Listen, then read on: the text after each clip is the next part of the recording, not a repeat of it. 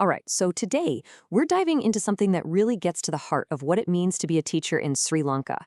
We're not just talking about lesson plans or grading papers here. This is about the official ethical code, the very blueprint that defines the massive responsibility of shaping young minds. So let's just kick things off with a huge question, right? What is a teacher's real responsibility? Is it just about delivering the curriculum and marking exams? Or is there something much, much deeper going on? As we're about to see, this code makes it clear that a teacher's duty goes way beyond the pages of a textbook.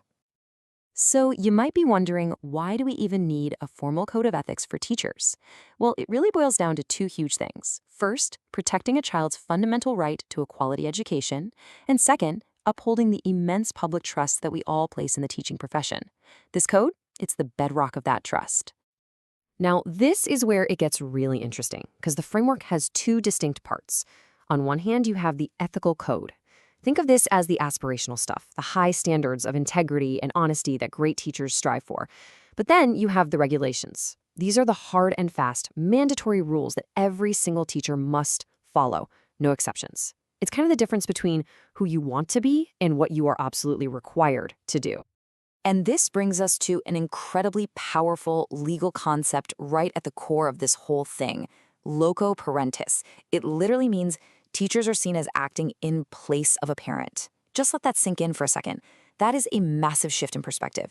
It means their responsibility isn't just academic. It's a profound legal duty to protect the total well-being of every student in their care. Okay, so how does all this work in practice? A really cool way to understand this code is to imagine a teacher wearing a few different hats. The first, and maybe the most visible one, is the hat of the personal example. This is all about a teacher's conduct, not just in school, but as a public figure out in the community. The code sets a really high bar here. It says teachers are expected to be these exemplary social figures. And we're not just talking about what happens in the classroom. We're talking about things like dressing modestly, staying healthy, and showing humility. It's all about being a living, breathing example of the values you want to pass on to your students. Because, let's be real, the community is always watching. And remember, it's not all just aspirational goals. The code also draws some very clear lines in the sand with its mandatory regulations. These are the things teachers absolutely must avoid to protect the dignity of the profession. We're talking about staying away from disreputable places, refraining from any kind of substance abuse, and steering clear of harmful activities like predatory money lending. And of course, a big one, always using courteous language. These aren't just suggestions, they're the non-negotiables. So we've seen the personal example hat. Now, let's switch gears and put on what is arguably the most important one of all, the classroom leader. This is where a teacher's personal conduct connects directly with their professional duties, right inside the four walls of the classroom. This role kicks off with the idea of the teacher as a guardian. It's about protecting the trust that both parents and students place in them. It's about providing care and protection to every single student fairly and impartially, no matter their background. It's about keeping an eye out for students who might have special needs and knowing how to get them the right help.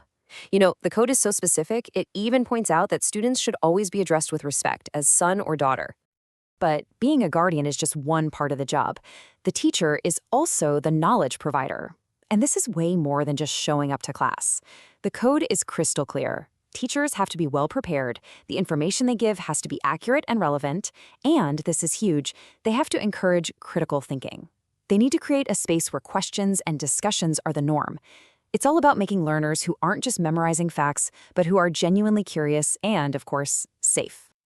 And, of course, you can't talk about teaching without talking about evaluation. The code is really direct on this. It's not just about giving grades. It's about using tests and assignments to actually figure out where students are struggling and then helping them. Every single evaluation has to be done with total transparency and with zero personal bias. Fairness is absolutely the name of the game. Okay, time for another hat swap. We've gone from the personal example to the classroom leader, and now we're putting on the professional hat. This is all about a teacher's responsibility not just to their students, but to their colleagues and to the entire teaching profession as a whole. And this slide just lays it out so perfectly, doesn't it? On one side, you've got these big picture duties to the profession itself, like upholding its dignity and committing to being a lifelong learner. And on the other side, you've got the day-to-day responsibilities to your team, working together, never bad-mouthing a colleague in public. It really gives you that complete 360-degree view of what being a true professional looks like. All right, for our final hat, we're zooming the camera all the way out. This is where we get to the most profound and, honestly, the most impactful role of a teacher as defined by this code, the teacher as a nation builder. The code uses this incredibly powerful phrase to describe this role. It calls teachers pioneers or trailblazers for the nation. I mean, wow. This just elevates teaching from a job to a role that is actively, consciously shaping the future of the entire country. It puts teachers right at the very forefront of national progress. So, what does it actually mean to be a nation builder? Well, the duties are just immense. It means cultivating patriotism. It means fostering national unity by teaching kids to respect different communities. It means helping students understand and face down national challenges. At the end of the day, it's about being a role model of loyalty and, in doing that, building the next generation of citizens from the ground up.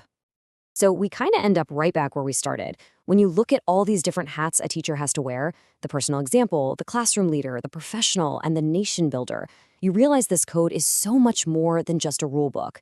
It's a declaration of the incredible power and the heavy responsibility that every single teacher holds. And that leaves us with one final big question to really think about. How does the ethical conduct of just one single teacher ripple outwards to shape the future of an entire generation?